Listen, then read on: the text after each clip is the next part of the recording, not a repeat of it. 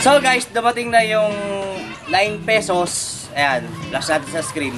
9 pesos na initan natin. So follow up to dun sa previous vlog natin na nirelease natin. Ayan, flash natin sa screen.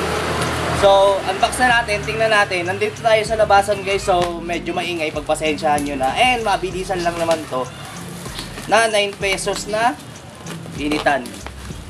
Kung legit. So using voucher, may sumulpot kasing 120 pesos na voucher. So ginamit natin, and yung mismong seller meron ding voucher. So nag-combine, ayun, lumabas ang magic initan. So guys, ito na yun, 9 pesos na initan natin. So ayan, may kulay din pala.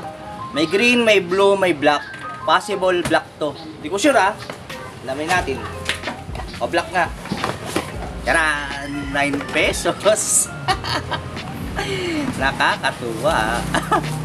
Well, sa presyo niya naman, may mga kasamaan din kasi ako na sa trabaho na ganito rin yung ginagamit. Matibay naman kahit araw-araw na ginagamit, may ginagamit. So, ang disadvantage lang kasi nito, kumpara dun sa initan natin sa Dripor, pag nahawakan mo to rito ng bagong init pa lang, sigurado, matik, masuka talaga.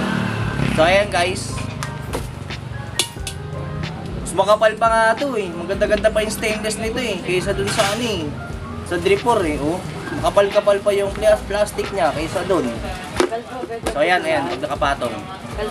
So guys, may user manual. Ayan. So ito na yung initan.